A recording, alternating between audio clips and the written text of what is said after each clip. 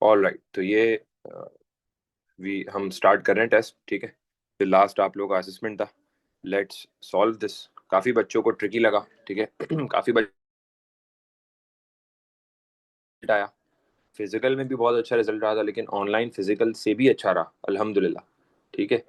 Physical वालों का भी बहुत अच्छा था काफियों का, लेकिन कुछ बच्चे हैं जिनको मेहनत करने की जरूरत है। सेम ऑनलाइन में भी हैं कुछ स्टूडेंट्स जिनको एफर्ट्स थोड़े से बढ़ाने की जरूरत है, तो ठीक हो जाएगा। देखें, कभी कभार ऐसा लगता है कि यार पेपर 2 बहुत मुश्किल है कुछ बच्चों को, वो क्योंकि वो शुरू से एफर्ट्स नहीं डाल रहे थे, शुरू में उन्होंने लाइट लिया। अब बाद में आके मसला होने की वजह से वो प्रेशर इतना बिल्डअप हुआ कि यार अब तो अब कहाँ होगा, अब तो सर ने पेपर 2 80% 90% करवा दिया है, अब कैसे करेंगे। भाई अभी भी टाइम है, आज टाइम है, कल टाइम है, परसों टाइम है, 1 महीने बाद टाइम नहीं होगा। ठीक है, जितना कर सकते हो अभी कर लो, चीजें क्लियर आउट कर लो ताकि मसले खत्म हो जाएं, ठीक है। और क्योंकि हम सिनेरियो बेस पे आगे जाके पहुंचेंगे, मैं चाहता हूँ कि सिनेरियो बेस्ड जब तक हम पहुंचे उससे पहले तक हर बच्चे को 100% प्रोग्रामिंग क्लियर हो जाए, ठीक है। जितने भी कॉन्सेप्ट्स है वो सारे क्रिस्टल क्लियर हो जाए। इंडिविजुअल एंड ऑल टुगेदर जी, हमारा ये होना चाहिए। अच्छा, आप लोग ग्रुप्स के अंदर भी बेटा क्वेरीज वगैरह पूछा करो, ठीक है। अक्सर मैं कभी कभार बिजी होता हूँ, मैं जवाब नहीं दे पा रहा होता हूँ, तो आप लोग मुझसे भी पूछ रहे होते हैं, मैं कोशिश करता हूँ जितना जवाब दे सकूँ। सर अबू बकर भी हैं, सर अली भी हैं। आप लोग ग्रुप्स के अंदर भी पूछा करो। जनरल ग्रुप के अंदर तो वैसे ही जनरल सब्जेक्ट्स की बात हो रही होती है। हमारे ऑफिशियल ग्रुप के अंदर जितने भी पेड स्टूडेंट्स हैं, वो आप लोग अपने ग्रुप से फायदा उठाया करो। वहां पे क्वेश्चंस पूछा करो, क्वेरीज दिया करो, पास पेपर के क्वेश्चंस लिख के भेजा करो, ताकि वहां पे जितने स्टूडेंट्स हैं वो दूसरे पे देख के आप लोग एक दूसरे की हेल्प किया करो, क्वेश्चन सॉल्व करके भेजा करो। तो इसमें एक क्यूमुलेटिव एफर्ट्स लगते हैं, तो अच्छी प्रैक्टिस होती है सबकी। प्रैक्टिस भी अच्छी होगी और पूरे ग्रुप की प्रैक्टिस अच्छी होगी जितने भी स्टूडेंट्स देखेंगे, ठीक है। चले भाई स्टार्ट करते हैं। 30 मार्क्स का ये असेसमेंट था। Let's begin. अब वो सबके माइक्रोफोन्स ऑन कर दें और सब सिर्फ पार्टिसिपेट तब करिएगा जब मैं पूछ रहा हूँ, और just make sure there is no background noise on your side, ठीक है। यहाँ पे क्या कह रहा है, अ वन डायमेंशनल एरे जिसका नाम है called temperatures has 25 elements beginning eight index 1, ठीक है। 25 एलिमेंट्स हैं उसके अंदर, बिगिनिंग एट इंडेक्स 1, पहले इंडेक्स से शुरू हो रहा है। It holds values that ranges between -20 and 100 inclusive. वो कह रहा है कि ये -20 से 100 तक की वैल्यूज इसमें स्टोर हुई हुई है। मतलब मिनिमम जो रेंज है, minimum point of the range क्या है, -20, and maximum point of the range है 100। और इंक्लूसिव का मतलब होता है कि both points of the range are included. तो अब यहाँ पर एक एरे को उसने विजुअलाइज करा है। मैंने आपको एक बात बताई थी कि जब भी एरे वाले क्वेश्चन हो तो एरे को एक दफा विजुअलाइज कर लिया करो, बना लिया करो। तो इसको हम यहाँ पे बना लेते हैं राइट साइड पे, ठीक है। यहाँ पे मैं इसको बनाने लगा हूँ राइट साइड पे। और आप लोगों ने क्या करना है, एग्जाम में पेंसिल लेनी है और एरे को छोटा सा विजुअलाइज कर लेना ताकि एक आइडिया हो जाए, ठीक है। यहाँ पर मैंने एरे को बनाया है और उसमें 25 एलिमेंट्स है।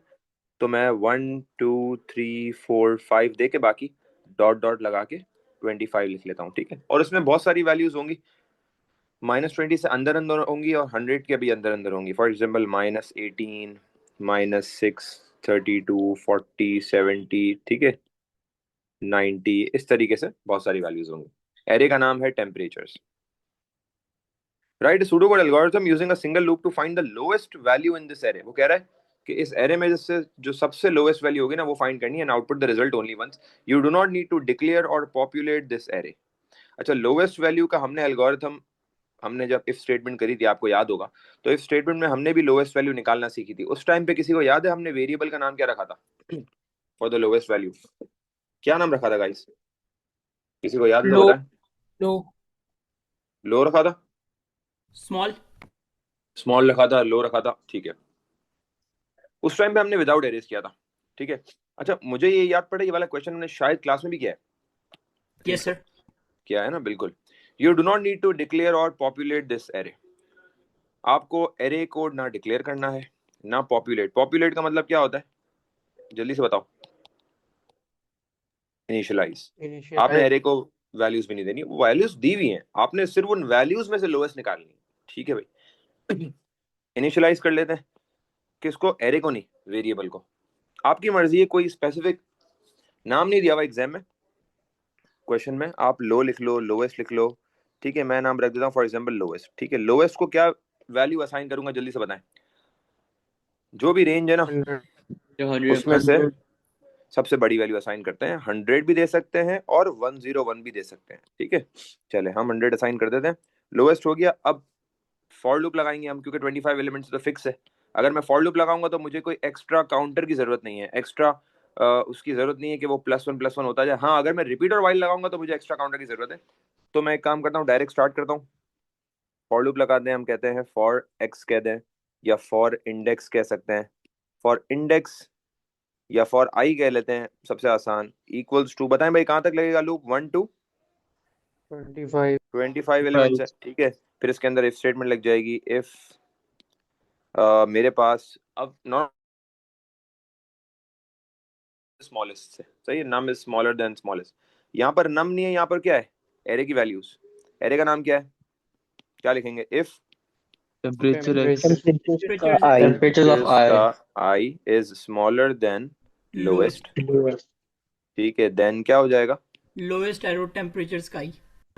ठीक है, लोएस्ट के अंदर वैल्यू चली जाएगी टेम्परेचर्स के आई की। और ये कॉन्सेप्ट हम ऑलरेडी देख चुके हैं, ठीक है।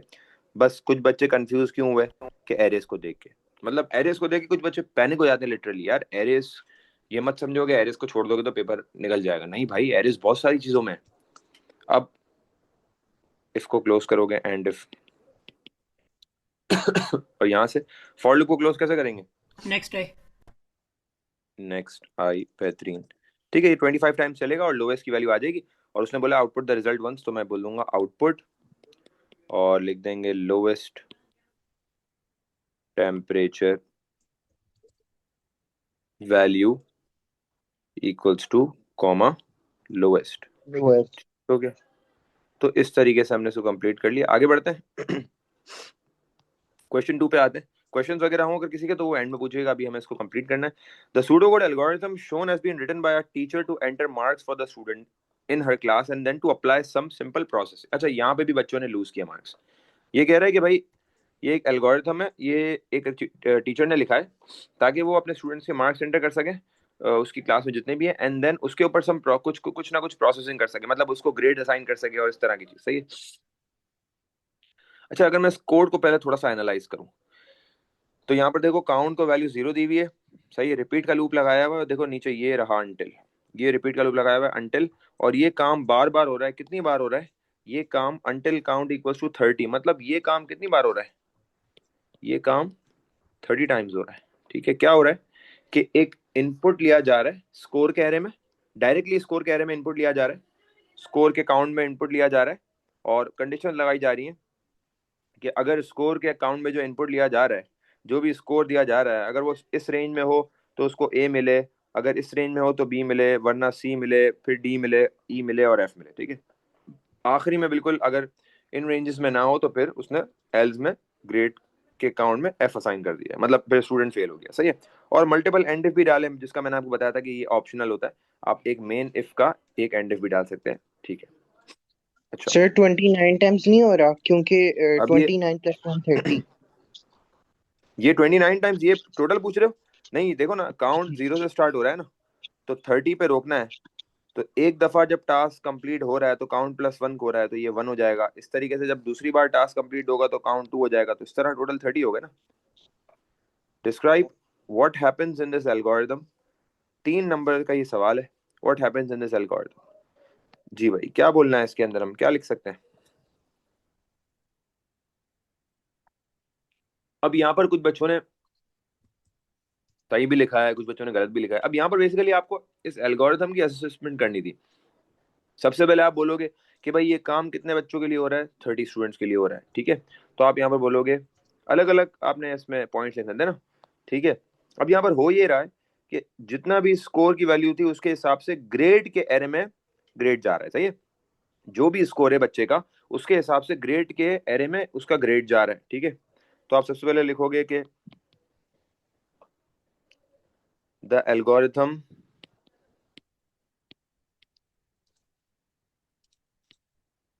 इज, या द एल्गोरिथम आइटरेट्स 30 टाइम्स, ठीक है, फॉर 30 स्टूडेंट्स, ठीक है। आपने एक तो ये बात बोल दी कि भाई ये 30 टाइम्स चल रहा है, ठीक है। और क्या होगा, अब आपने बात करनी है स्कोर की और ग्रेड की, ठीक है।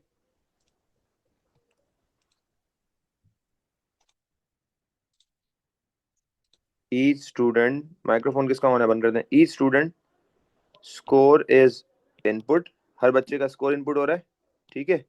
और फिर क्या हो रहा है, एंड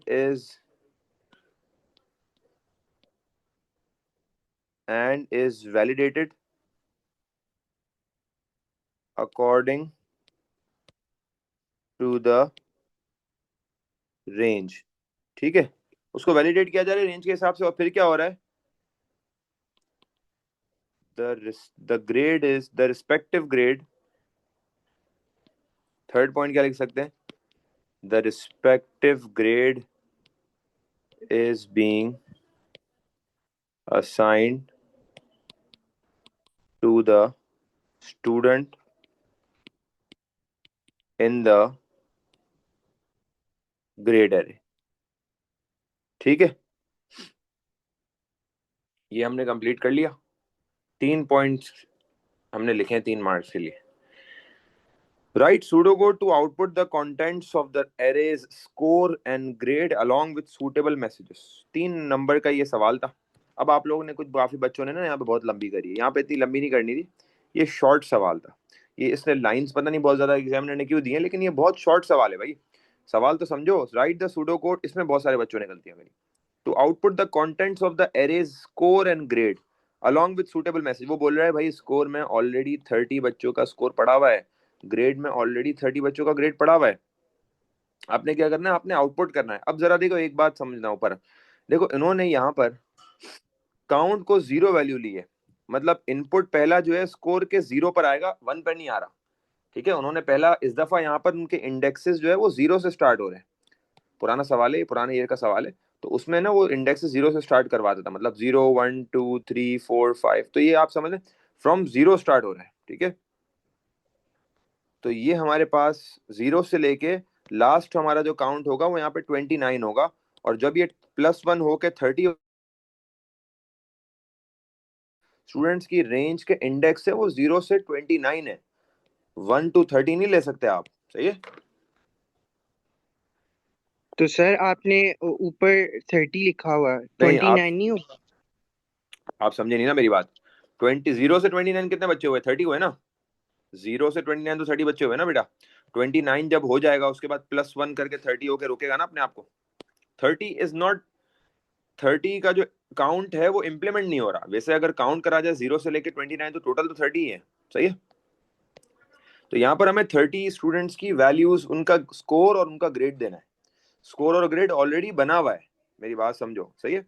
स्कोर का जो एरे है और वो ग्रेड का एरे है वो बने हुए, मतलब 0 1 2 3 4 5 एंड टिल 29। इसी तरीके से 0 1 2 3 4 5 टिल 29, स्कोर का एरे, ग्रेड का एरे वो ऑलरेडी बने हुए। फॉर एग्जांपल ए मिल रहा है, बी मिल रहा है, सी मिल रहा है, ए मिल रहा है, ठीक है। उसके हिसाब से मार्क्स फॉर एग्जांपल 87 77 65 एंड, तो ये सब बने हुए। हमें सिर्फ आउटपुट करना है, तो भाई एक लूप लगा के कर दो आउटपुट। काफी बच्चों ने केस लगा दिया है, पता नहीं इफ लगा दिया है, आपको सिर्फ आउटपुट करना है। उसने बोला आउटपुट द कंटेंट्स, तो आप सिंपल एक फॉर लूप लगाओगे। क्या करेंगे बताओ, फॉर 0 to 29। हाँ, for x equals to 0 to 29 आपने लगा दिया फॉर का लूप, और इसी के अंदर ही आपने आउटपुट करना है। आउटपुट किस तरह करना है, स्कोर और ग्रेड, मतलब हर बच्चे का स्कोर और हर बच्चे का ग्रेड। किस तरह करेंगे, मैं बोलता हूँ कि भाई सबसे पहले स्कोर आया बच्चे का और ग्रेड आए, तो हम लिख सकते हैं आउटपुट, और हम इसमें लिखें स्कोर, ठीक है, इक्वल्स टू, या कोलन डालने आपकी मर्जी है, कोलन डालने चले, स्कोर कोलन, स्कोर कोलन लिखा हुआ आएगा। अब स्कोर की वैल्यू, स्कोर की वैल्यू कहां से आएगी बताओ, काउंट। एरे का नाम पहले स्कोर, फिर ब्रैकेट में क्या आएगा, 4x। एक्स, ठीक है, कॉमा। अब ग्रेड लगाने के लिए क्या करूंगा, ग्रेड कॉमा क्या आएगा, ग्रेड की वैल्यू कहां से आएगी, ग्रेड के ग्रेड x। एक्स। देखो ये चीज थी, ये चीज है, जिन बच्चों ने किया उनको दिए भाई मार्क्स, उनको दिए मार्क्स। और फॉर लूप क्लोज हो गया, खत्म, और कुछ भी नहीं करना, हो गया ये सवाल। तुम लोगों ने कितनी लंबी करी है, पूरी पूरी लाइनें यूज करी हैं भाई। सिर्फ और सिर्फ कंटेंट्स आउटपुट करने हैं ना। पहली दफा में एक्स जीरो मतलब स्कोर आ जाएगा, स्कोर जीरो को स्कोर की वैल्यू आ जाएगी, और फिर ग्रेड लिखा हुआ आ जाएगा ग्रेड जीरो पे। फिर एक्स की वैल्यू हो जाएगी वन, स्कोर आ जाएगा स्कोर के वन पे, और ग्रेड आ जाएगा ग्रेड वन पे। फिर एक्स की वैल्यू हो जाएगी टू, स्कोर आ जाएगा स्कोर के टू पे, ग्रेड आ जाएगा। मतलब ये चलता रहेगा टिल 29। तो 0 से 29 मतलब टोटल 30 वैल्यूज के लिए चलेगा। सर हम एक्स की जगह काउंट क्यों नहीं यूज कर सकते? कर सकते हो, कर लो। आप एक्स की जगह आपको एक्स नहीं रखना, काउंट रख लो। फिर हर जगह काउंट लिखना पड़ेगा आपको, यहाँ पे भी काउंट, यहाँ पे भी काउंट, सही है। सर ऊपर जो कोड का काउंट है वो यूज कर सकते हैं अगर हम इधर लूप ही ना लगाए? वो भी यूज कर लो, वो तो खत्म हो गया ना कोड, वो तो बात ही क्लोज हो गई ना। आप यहाँ पर कोई भी लिख सकते हो, सही है। अगर सर हम लूप ना ही लगाए कर सकते हैं ऐसे सर? लूप लगाना लाजमी। लूप ऐड कर, ठीक है। Okay sir. लूप के बगैर तो हो ही नहीं सकता ना। आप कैसे मैनुअल करोगे क्या 30 वैल्यूज आउटपुट, सही है। ये नहीं सर, ऊपर वाले का जो कोड लिखा है ऊपर उसका हम यूज कर लें अगर ऊपर तो वैल्यू क्या यूज काउंट। करोगे, ऊपर सिर्फ काउंट यूज करना है ना। ऊपर तो काउंट यूज कर लिया आपने। ऊपर तो वेरिएबल कहानी खत्म हो गई ना, वो तो रिपीट लूप लग के वैल्यूज इनपुट हो गई। अब आपने चाहे ओके काउंट सर। लो, चाहे एक्स लो, चाहे आई लो, कुछ भी लो, चाहे इंडेक्स लो। ओके सर अगला सर। पार्ट मैंने बोला है डिस्क्राइब। जी बोले। सर मेरा एक क्वेश्चन है कि हमारे क्वेश्चन में उन्होंने इतनी दफा एंड इफ यूज किया हुआ है, लेकिन हमने जो जितनी भी प्रैक्टिस की उसमें तो हम एंड इफ बस एक ही दफा यूज करते हैं जब हम इफ बिल्कुल, ये स्टेटमेंट भी यूज मैंने कर अभी रहे बात होते हैं। बताई। ये भी मैंने अभी बात बताई थोड़ी देर पहले कि हमने ये जो एंड बहुत सारे लिए हुए हैं, ये ऑप्शनल है।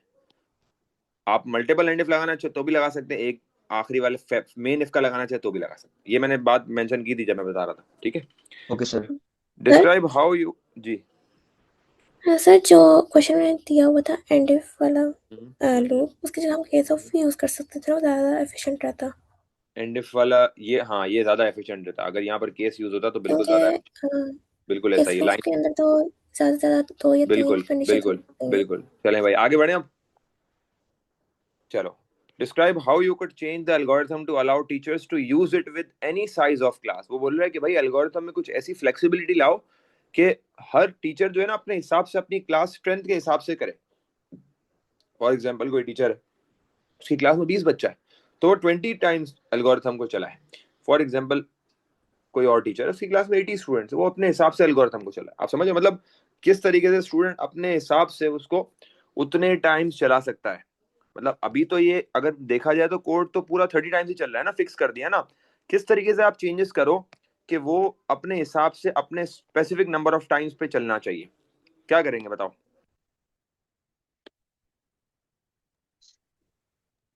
What you can class do. Size पहले इनपुट सर लेंगे। हम एक न्यू वेरिएबल यूज वेरिएबल, करेंगे इसके ऊपर, जब हम ठीक है यूज करते हैं क्लास, और उस ठीक क्लास है को हम इनपुट करेंगे ठीक है सबसे पहले। ठीक है ठीक है लूप देखिए, यूज करेंगे।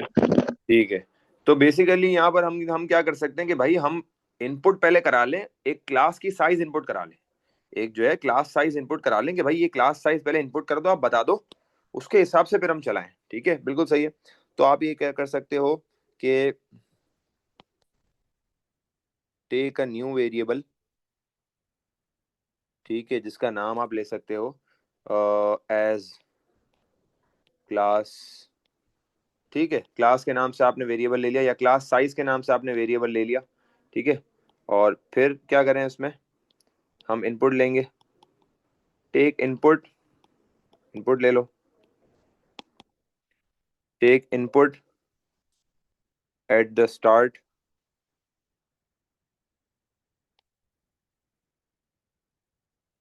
To asking at the start, asking the teacher to tell the, या to input the class, या input the number of students in the class, ठीक है।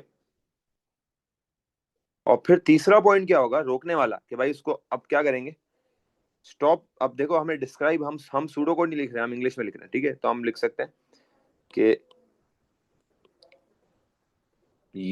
हम क्या लिख सकते हैं, अगर अंटिल वाली बात हमें लिखनी हो तो हम बोल सकते हैं कि stop the program until the index reaches class size.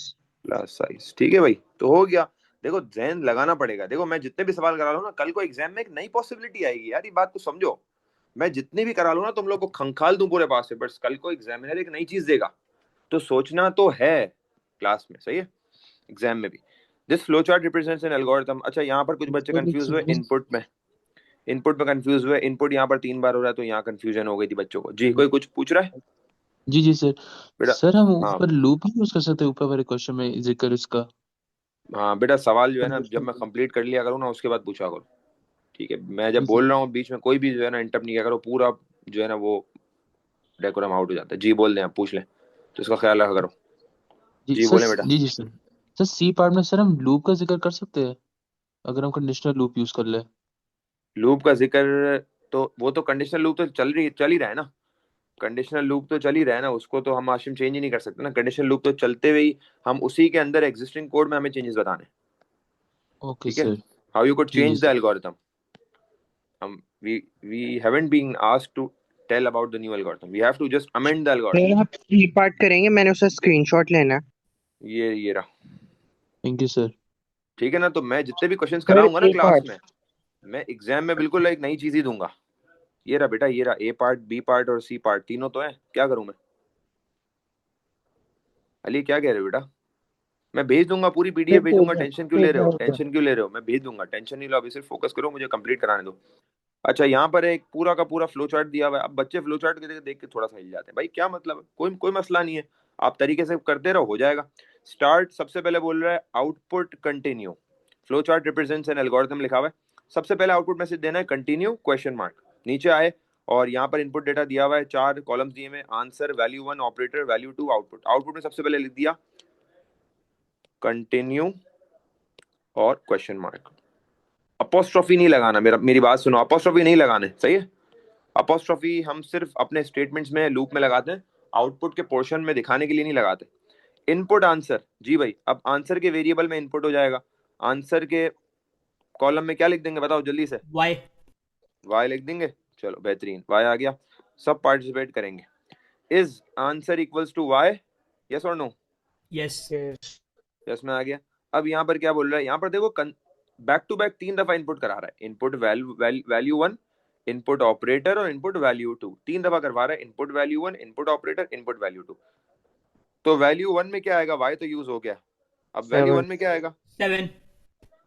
सही है, वैल्यू 1 में आ गया 7। ऑपरेटर में क्या आएगा?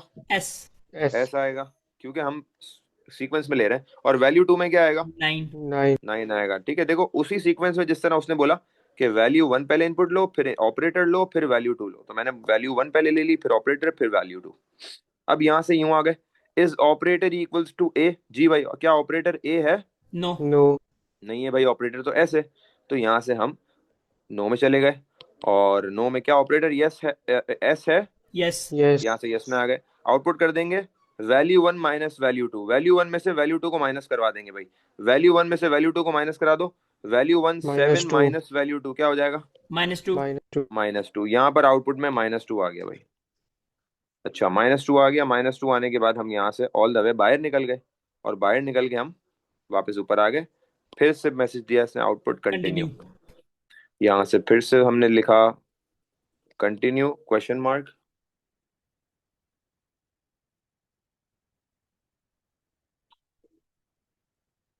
फिर से इनपुट आंसर, क्या इनपुट होगा इस बार? वाई। एक लाइन छोड़ दी मैंने, न्यू लाइन में लिख लिया क्योंकि मैं अभी थर्ड लाइन में चल रहा था, ठीक है? Is answer equal to Y, yes. Yes में आ गए। अगेन 3 इनपुट्स कंसेक्यूटिव, कौन कौन से होंगे?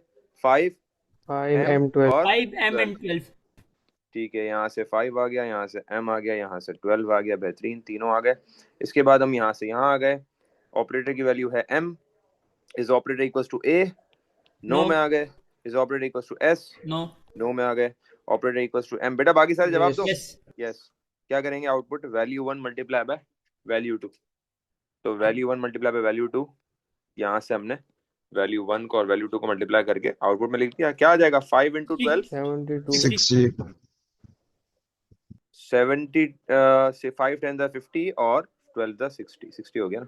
ठीक हो गया, ठीक है भाई। यहाँ से फिर से ऑल द वे घूम के कंटिन्यू। ऊपर आ गए, output continue and then again input. तो यहाँ से फिर से हमने यहाँ पर लिखा भाई कंटिन्यू क्वेश्चन मार्क, और नेक्स्ट इनपुट वैल्यू क्या होगी? वाई। y। यहाँ से हमने फिर से इनपुट डाल दिया y में, ठीक है। यहाँ से हमने फिर से y इनपुट डाल दिया। अब क्या करें, अब यहाँ से हमारे पास फिर से y आया गया, हम यस में आ गए, फिर से 3 वैल्यूज इनपुट होंगी। कौन कौन सी होंगी? 25 D and 5. D और 5। D and 5. 25 D और 5। सारे जवाब दो बेटा, खामोश नहीं बैठो। यहाँ से यहाँ आ गए। क्या ऑपरेटर A है? No. नो। क्या ऑपरेटर S है? No. क्या ऑपरेटर M है? No. यहाँ से हम नो में आ गए। वैल्यू 1 को डिवाइड करना है वैल्यू 2 से और आउटपुट में लिख देना है। देखो आउटपुट में लिखना है, ये सब सही है। ये कंफ्यूज नहीं होना कि ये आउटपुट क्या आ गया, ये तो फॉर्मूला बनना था, कोई वेरिएबल आना था, नहीं ना, जरूरी नहीं है। उसने आउटपुट में लिखवा दिया। तो value 1 value 2, value 1 divide by value 2, 25 divide by 5, क्या आता है आंसर गाइस? 5. एवरीवन 5. 5 आ गया। 5 आप लिख दो आउटपुट में। ये क्या हो गया? 5 आ गया आउटपुट, ठीक है। 5 आउटपुट में आ गया। अब यहाँ से आपने फिर से यहाँ से घूमे आप, फिर से आउटपुट आया कंटिन्यू, और फिर इनपुट आंसर। यहाँ से फिर से आपने लिखा कंटिन्यू और फिर इनपुट हुआ आंसर। अब आंसर में क्या आया? n आ गया। अब आंसर में आपके y की जगह पर n आ गया। क्या आंसर y है? No. और ये स्टॉप हो गया, ठीक है। ये देख लें, इस तरीके से होगा। तो भाई तरीके से करो तो गलती नहीं आती ना यार, क्यों, कैसे आएगी गलती? ठीक है, आप फोकस रह करो, क्यों गलती आएगी यार? आपके पेपर से कोई 1 मार्क्स भी क्यों ले जाए? कैसे 1 मार्क्स आपके पेपर से काटे कोई यार? ठीक है जी। सर मेरा एक ये सवाल है कि जब हम ट्रेस टेबल फिल कर रहे होते हैं, अगर हम लाइंस को थोड़ा ऊपर नीचे कर दें तो उससे फर्क पड़ेगा? मतलब ये है कि मैंने कंटिन्यू को एक एक लाइन में लिखा और जितने भी बाकी हमने वैल्यूज इनपुट किए उनको एक लाइन में लिखा हुआ है। एक लाइन से मुराद क्या है? मतलब सेम सर मेरा लाइन से? मतलब है, यस, मैंने जितने वेरिएबल्स बाकी इनपुट किए उनको कंटिन्यू वाली लाइन में नहीं लिखा, उनको नीचे नीचे लिखा है। मतलब मेरे सारे कोई वेरिएबल्स। मसला, उससे मसला नहीं होता, लेकिन आप अगली बार ख्याल रखिएगा, स्पेसिंग का ख्याल रखना। जो करंट लाइन चल रही होती है ना, उसी में काम किया करो, ओके उसके सर। कोई मार्क्स नहीं कटते। चलो भाई आगे बढ़ते हैं। फोर्थ स्टेटमेंट, अब जो किसी का सवाल हो ना गाइस तो वो एंड में पूछ लेना। Fourth statement types and 4 examples are shown below. Draw one line to connect each statement type to the correct example. मैं राइट वाला पढ़ रहा हूँ, मुझे बताना लेफ्ट किससे मिलेगा। For x equals to 1 to 10। जी भाई एवरीवन Iteration. सारे जवाब दो। Iteration. Iteration. ठीक है। Read x, Input. Read basically हम करते हैं, हम यूज करते हैं किसी भी चीज में इनपुट कराना, वो चीज हम आगे भी देखेंगे, ठीक है। Print x, output x equals to y plus z। Assignment. Statement, ठीक है भाई। तो अब मैं आपको बताया था ना, मैं वो क्वेश्चन दूंगा जो मैंने नहीं कराया हुआ, लेकिन एक क्वेश्चन तो करावा भी दे दिया था मैंने। अच्छा, ये बड़ा इंटरेस्टिंग सवाल था, इसमें तुम लोग कुछ बच्चे फंस गए। A function length x finds the length of a string x and a function substring x, y and z finds the substring of x starting at position y and z characters long. The first character in the string is position 1. उसने बोला है पहला character जो है position 1 से start हो रहा है। अच्छा, अब ये जो पहली के 2 लाइन है ना, ये उन बच्चों के लिए लिखी है जिनको सब स्ट्रिंग याद नहीं है। भाई आप तो सब स्ट्रिंग, आपको तो, हमें तो सब स्ट्रिंग याद है ना, हमने तो तैयारी की हुई है। सब स्ट्रिंग में 3 पैरामीटर्स आते हैं, ठीक है। पहला वेरिएबल आता है, दूसरा पोजीशन आता है, तीसरा नंबर ऑफ प्लेसेस आता है, हमें तो पता है। चलो करते हैं। Show the value of the variable after each pseudocode statement has been executed, ठीक है। अब मुझे बताओ, सबसे पहले यहाँ पे P में जा रहा है कंप्यूटर साइंस, तो P की वैल्यू क्या होगी? कंप्यूटर साइंस होगी। अब बच्चों ने पता नहीं इसमें क्या क्या लिखा है, कुछ 16, 17, 18, C, B, D। यार भाई कंप्यूटर साइंस उठ के गया ना P में, तो P में कंप्यूटर साइंस ही होगा। अच्छा, Q में जा रहा है लेंथ ऑफ P, तो लेंथ निकाल दो P की, क्या होगा Q में? 16। सही है, बेहतरीन, सही। बहुत सारे बच्चों ने सही भी किया है, लेकिन मुझे उन गलत वालों के लिए वो हो रहा है। R में जा रहा है सबस्ट्रिंग P, 10, 7। जी भाई क्या होगा? साइंस। अब कैसे होगा जिन बच्चों को मसला है, अब जरा सुनना। देखो लेंथ ऑफ P कैसे हुआ, हमने सिर्फ कंप्यूटर साइंस के हमने नंबर ऑफ कैरेक्टर्स काउंट किए, 1 2 3 4 5 6 7 8 स्पेस 9 10 11 12 13 14 15 16, तो इसलिए हमने 16 लिखा। R में जा रहा है सबस्ट्रिंग P से 10th पोजीशन से 7, तो P में हमारे पास जो कंप्यूटर साइंस है उसकी 10th पोजीशन से 7 पिक करें। 1 2 3 4 5 6 7 8 9 10th S पे आ रहा है, और S से जब हमने 7 पिक करे तो पूरा साइंस आ गया, तो हमने R की वैल्यू यहाँ पर साइंस लिख दी। फिर S में जा रहा है लेंथ ऑफ R। बताओ भाई R की लेंथ क्या है? काउंट कर लो साइंस को, 1 2 3 4 5 6 7, ठीक है। इसके बाद T में जा रहे हैं सबस्ट्रिंग R, 1, 3। जी भाई SCI. सही है, साई आ गया SCI। क्यों भाई? क्योंकि आर से 1 पोजीशन से 3 पिक करना है, तो भाई आर में क्या है, साइंस है ना, साइंस की पहली पोजीशन से 3 पिक कर लो ना, हो गया। ठीक है, तो भाई सारा का सारा माइंड गेम है और कुछ भी नहीं है, बल्कि क्या माइंड गेम है, सब पढ़ाया हुआ है मैंने, आपको सिर्फ सर एक इस्तेमाल क्वेश्चन करके है, यूज करना है। जी, यहाँ पे अपोस्ट्रोफी यूज कर सकते हैं कंप्यूटर साइंस, साइंस और साइ के अपोस्ट्रोफी लिए? इसमें यूज, हाँ अपोस्ट्रोफी यूज करेंगे इसमें, अपोस्ट्रोफी इसमें यूज कर सकते हैं। ये आ गई अपोस्ट्रोफी, ठीक है। बल्कि बल्कि करें अपोस्ट्रोफी यूज, क्योंकि हम स्ट्रिंग वैल्यू को रिप्रेजेंट कर रहे हैं ना। Write a pseudocode statement to extract the word computer from P and store it in the variable F. हमें क्या करना है, हमें एक स्टेटमेंट, सिर्फ राइट अ सूडोकोड स्टेटमेंट, एक ही statement, to extract the word computer from P and store it in a variable F. उसने बोला है भाई वर्ड कंप्यूटर का जो है, कंप्यूटर का वर्ड जो है वो पी के अंदर से, पी में क्योंकि कंप्यूटर साइंस पढ़ा हुआ है, तो वर्ड ऑफ पी जो है, वर्ड ऑफ कंप्यूटर जो है पी से एक्सट्रैक्ट करो और उसको वेरिएबल एफ में स्टोर कराओ। ठीक है, अब यहाँ पर जरा आप देखो, इसका तरीका पता है क्या है, देखो 2 तरीकों से किया जा सकता है, एक तो डायरेक्ट तरीके से, एक उससे किया जा सकता है। ठीक है,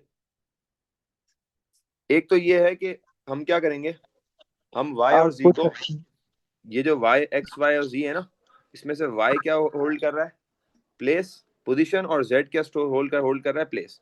तो y की जो हमारे पास पोजीशन है ना, हमने y में वैल्यू डाल दी कि जहां से हमें कंप्यूटर को पिक करना है। कंप्यूटर की प्लेस क्या आ रही है बताओ, पूरे कंप्यूटर में c की प्लेस 1, तो यहाँ से हमने 1 डाल दिया इसमें, और फिर हमने इसको यूज किया z को, तो z एरो z में क्या जा रहा है, क्योंकि हमने वही 2 वेरिएबल्स यूज करे सबस्ट्रिंग वाले, z में क्या जा रहा है, z में हमारे पास जा रही है प्लेसेस, 8 आ गया।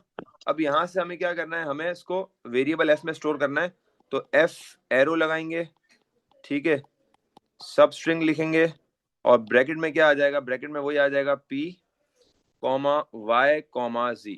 या तो यूं रख लो, या तो y और z की अपनी ओरिजिनल वैल्यूज यूज करके कर लो, तो भी हो सकता है। मुझे 1 सेकंड दीजिएगा, मैं, चलें भाई आगे बढ़ते हैं। तो यहाँ पर हम y और z की जगह पर 1 और 8 भी लिख के डायरेक्ट कर सकते थे, और y और z को हमने इनिशियलाइज करा के भी यूज कर लिया। जी भाई, किसी का कोई सवाल है इसमें? चलो भाई आगे बढ़ते हैं। Question 6, an algorithm has been written in pseudocode to input 100 numbers and print out the sum.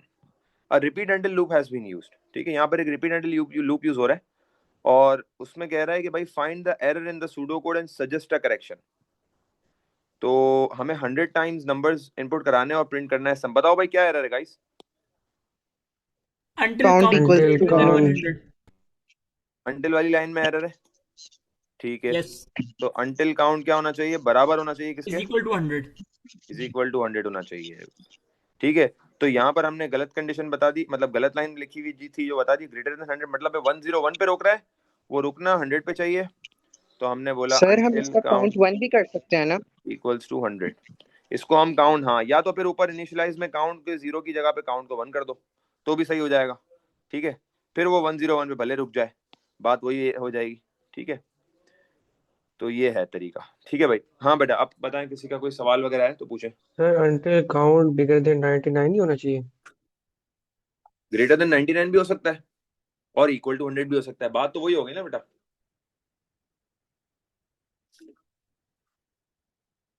ठीक है, अगर आप ग्रेटर देन 99 कर रहे हो तो बात वही हो गई, 100 पे आके रुकना है, और इक्वल टू 100 पे कर रहे हो तो भी बात वही हो गई। ठीक है, अच्छा अब मुझे बताओ होमवर्क के कौन से पेज था, ये तो हमने कंप्लीट कर लिया गाइस, ये मैं इसकी सॉल्व पीडीएफ भी ना ग्रुप में भेज दूंगा, सही है, उसकी टेंशन नहीं क्वेश्चन लें आप। नंबर 5 में कॉमर्स जी, लगाना जरूरी है?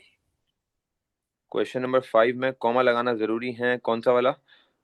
ये वाला, हाँ ये वाले में, कंप्यूटर साइंस वाला। बिल्कुल बिल्कुल बिल्कुल बिल्कुल बिल्कुल, क्योंकि स्ट्रिंग वैल्यूज रिप्रेजेंट कर रहे हैं ना, बिल्कुल कॉमा लगाना जरूरी है। अच्छा, ओके। मुझे पेज नंबर जी बताएं होमवर्क। सर, अगर उसके अंदर भी कॉमास हो, वो जो आउटपुट वाला, जी, अगर जो वैल्यू है उसके अंदर भी कोटेशंस हो तो फिर? तो कोटेशन वाली तो लिखी है, वही तो लिखी है, वही तो लिख के बताया कि पी में क्या पड़ा हुआ है, वैल्यू नहीं, लिख के मतलब दिखा दी कि पी में। उसके अंदर भी, मतलब पहले से उसके अंदर भी कोटेशन नहीं सेव नहीं, हुई है? कोटेशन नहीं होगी, कोटेशन सिर्फ और सिर्फ स्ट्रिंग रिप्रेजेंट करती है, वो एज अ करेक्टर नहीं हो सकती। ठीक है, पर सर जो आपने फ्लो चार्ट वाला अभी करवाया उसके अंदर अगर आउटपुट में कोटेशंस डाल दें तो कोई इशू होता है? नहीं ना, गड़बड़ हो जाएगी ना आउटपुट में कोटेशन। आउटपुट का मतलब सिर्फ आपने वो वाला पार्ट बताना है कि वो अपोस्ट्रोफीज में आ क्या रहा है, इसलिए हम कोटेशन नहीं डालते। ये वो जगह है जो यूजर को दिखेगी। देखो आप मुझे बताओ, अगर आप यूजर हो और आपके सामने लिखा हुआ आ रहा है एंटर योर नेम, और एंटर योर नेम आपको स्क्रीन पे दिख रहा है अपोस्ट्रोफी के साथ, तो बुरा लगेगा ना। आपको सिर्फ दिखना चाहिए एंटर योर नेम। तो ये बेसिकली आउटपुट में यूजर साइड है, ठीक है। अच्छा मुझे बताएं होमवर्क के पेजेस जल्दी से। Page 60 and 62. ओके चलो, अच्छे क्वेश्चंस किए आप लोगों ने, 60 एंड 62। ओके बहुत इंटरेस्टिंग सवाल है ये। किससे हो गया? हाँ भाई, किस किससे हो गया ये? अजान आपसे हो गया, और किससे हुआ? और किससे हुआ नहीं हुआ? बेहतरीन, वानिया, अनुषा, काजिम, उरूज, जुहा, बेहतरीन। और किस किससे हुआ भाई? 62 का बताओ, 60 के तो इजी है। ठीक है, गुड हो गया, गुड हो गया, बेहतरीन। अस्मा आपसे भी हुआ, अब्दुल रहमान से भी हुआ, माइल से भी हुआ। चलो दैट्स ग्रेट।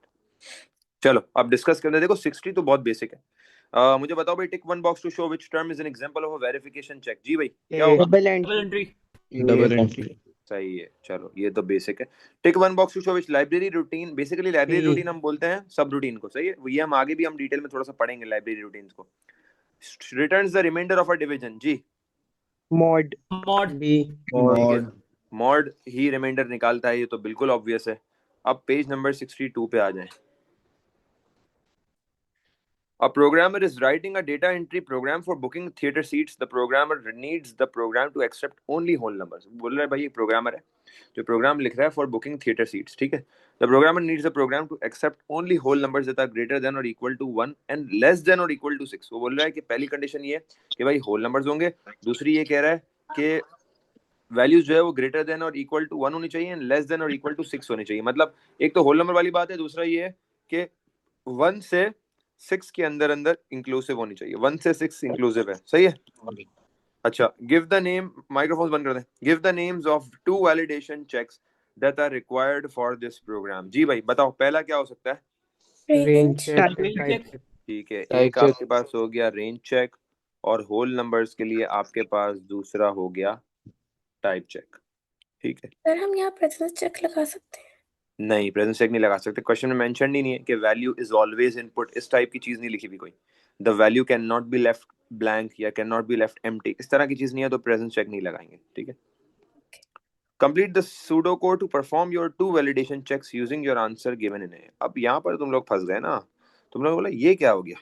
अब यहाँ पर 2 वैलिडेशन चेक्स जो है ना, इनको हमें यूज करना है, नीचे प्रोग्राम में वैलिडेशन करनी है, मतलब कंडीशंस लगानी है, वाइल में लगाओ, रिपीट में लगाओ या इफ में लगाओ, डिपेंड करता है आपने क्या क्या पूछा गया है उसके हिसाब से। अच्छा, 2 लाइनें हमें की हुई हैं और 2 तरह के वैलिडेशन चेक्स लगाने हमें। 5 मार्क का ये क्वेश्चन है। क्या बोल रहा है? पहले स्टेटमेंट दी हुई है, output please enter the number of seats you want to book, फिर इनपुट सीट्स दी हुई है। अब मुझे बताओ हमें क्या करना चाहिए। जी भाई, जिससे हो गया है वो मुझे बता दे, थोड़ा सा शॉर्ट करके बताना हम क्या अप्रोच यूज करेंगे। जी सर मैंने mod 2 लगाकर उसको इक्वल टू 0 अगर वो आता है फिर उसको करेक्ट कर दिया हुआ है, एक्सेप्ट कर दिया है। और रेंज चेक में okay. मैंने क्या कहते हैं, ग्रेटर देन और equal to 1 and less than और इसमें इक्वल इफ में टू लगाया है, 6 किसमें लगाया है? इफ में लगाया जी है, सर। लगाया है सर ये इफ इफ के अंदर लगाया है, स्टेटमेंट। डायरेक्ट इफ लगाइए। जी ओके, थोड़ी सी गड़बड़ है। जी भाई, एनीवन एल्स? सर मैंने अच्छा, वाइल लूप यूज करके उसमें कंडीशन यूज की है कि अगर ठीक सीट्स है, स्मॉलर देन 1 है और सीट्स ग्रेटर देन 6 है, और एक साथ कंडीशन लगाई है कि ठीक है, राउंड ठीक है, सीट्स 0। अगर उसमें वो ठीक है, ठीक कंडीशन है, आई होती है सही तो है, आउटपुट ठीक है, योर योर ठीक सीट्स है। आर नॉट इनवैलिड, फिर उसके बाद बेहतरीन, दोबारा बेहतरीन, इनपुट री एंटर योर सीट्स।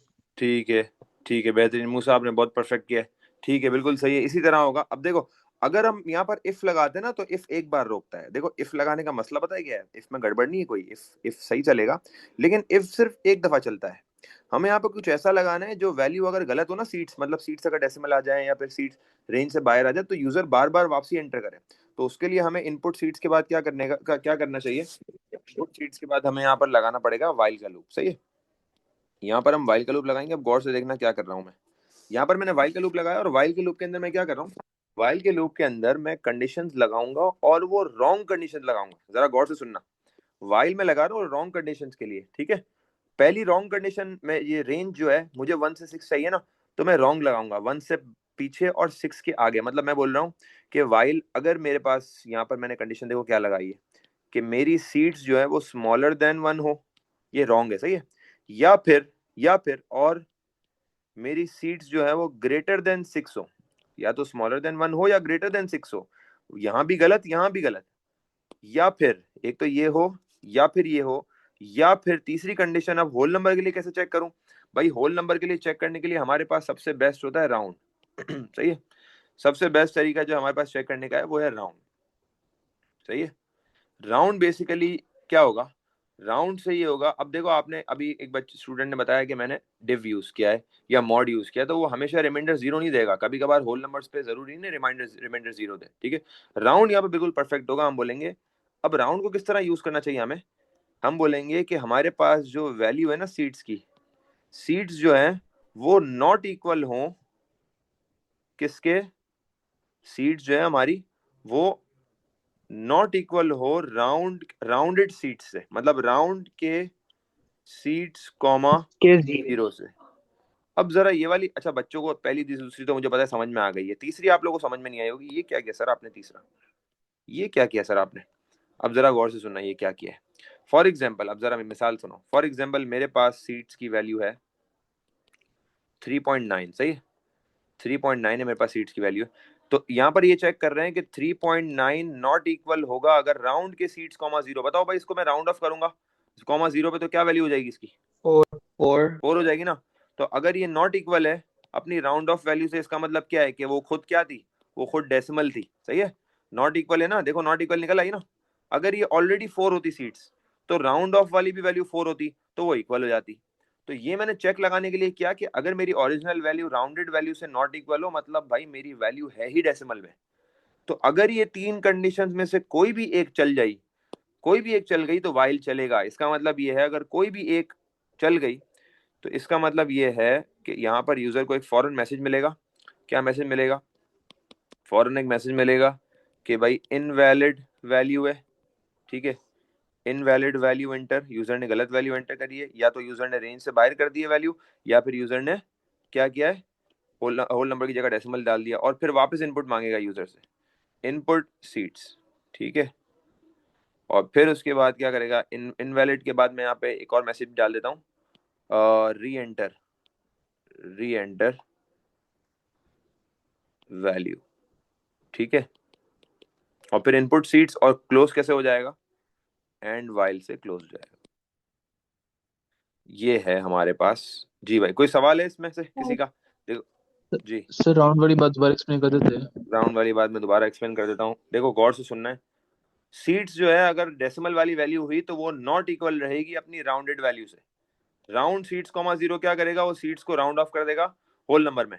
तो अगर ओरिजिनल वैल्यू नॉट इक्वल है अपनी राउंडेड वैल्यू के, इसका मतलब है वो खुद डेसिमल है, ठीक है। इसका मतलब वो खुद क्या डेसिमल है। अगर ऑलरेडी 4 आती सीट्स, या फॉर एग्जांपल अगर 6 आती सीट्स, तो 6 इक्वल हो जाती है राउंडेड वैल्यू के, वो भी 6 होती, तो फिर वो ये वाली कंडीशन मीट नहीं होती। ये वाली कंडीशन कब मीट होगी, जब मेरी वैल्यू जो है वो राउंडेड वैल्यू से नॉट इक्वल हो, क्योंकि वो खुद डेसिमल है। सही है, तो तीनों में से कोई भी एक चल गई तो वाइल चल गया, मतलब गड़बड़ है, वो वापस वैल्यू मांगेगा इनपुट सीट्स। रिपीट अंटिल से इसको करना थोड़ा सा मुश्किल हो जाएगा, क्योंकि अंटिल में कंडीशंस आ रही हैं तो वो बहुत लंबा प्रोसेस हो जाएगा हमारा, ठीक है। सर ये रिपीट हम इस तरह कर सकते कि फ्लैग को हम अगर फॉल्स इनिशियलाइज कराएं और अंटिल के अंदर फ्लैग मतलब ट्रू कर दें। हाँ, और ऐसे कर सकते हैं, ऐसे कर सकते हैं। रिपीट अंटिल से ऐसे करोगे कि आप एक फ्लैग लगा दो और इफ की कंडीशन अंदर लगा के उसमें बोल दो कि अगर ये तीनों बराबर हो, वैलिड हो, तो फ्लैग को ट्रू करा के अंटिल में आप फ्लैग ट्रू पे रोक दो। ऐसे Sir, कर I सकते did हो not बिल्कुल। understand the round part. क्या I did not understand the round part. बेटा, राउंड पार्ट में लगाना पड़ेगा थोड़ा सा टाइम आपको। बेसिकली मैं फिर से बता देता हूँ, सीट्स की जो वैल्यू है वो अगर डेसिमल में आई तो वो अपनी राउंडेड वैल्यू से इक्वल होगी, नॉट इक्वल होगी, ये बताएं जरा जल्दी से। जो भी सीट की वैल्यू इनपुट हो रही है, if it is not equal to its rounded value, तो मुझे बताएं वो खुद डेसिमल है या होल नंबर है, बस ये बताएं पहले जल्दी से, जिन्होंने क्वेश्चन किया बताएं। if the value of seat is not equal to its rounded value, तो is it a डेसिमल है। decimal or a whole number? Decimal है ना, Yes. तो बस ये कंफर्म कर देगा। अगर वो नॉट इक्वल है तो मतलब ये डेसिमल है, and the while will run, while loop will run. और अगर ये इक्वल है, अगर फॉर एग्जांपल है कि सीट्स में 9 वैल्यू आई है और राउंड ऑफ भी सीट्स कॉमा 0 क्या आएगा, 9 आएगा, तो अगर 9 इज इक्वल टू 9 तो फिर ये वाइल चलेगा ही नहीं, ठीक है। तो वाइल सिर्फ रॉन्ग कंडीशंस के लिए यहाँ पे चल रहा है। नीचे क्या कह रहा है, give one item of test data to use when testing this program, state the reason for your choice of test data. जी भाई, टेस्ट डेटा क्या होगा यहाँ पर हमारा, 2 होल नंबर। आपने फॉर एग्जांपल 2 दे दिया होल नंबर में, तो आपने रीजन लिख दिया, आप बोलोगे कि द प्रोग्राम एक्सेप्ट्स इट, ठीक है। बस आपने ये बता दिया कि भाई ये वाला क्यों यूज कर रहे हो, या फिर कोई गलत वैल्यू दे देते, एबनॉर्मल वैल्यू दे देते, आप बोल देता प्रोग्राम रिजेक्ट्स इट।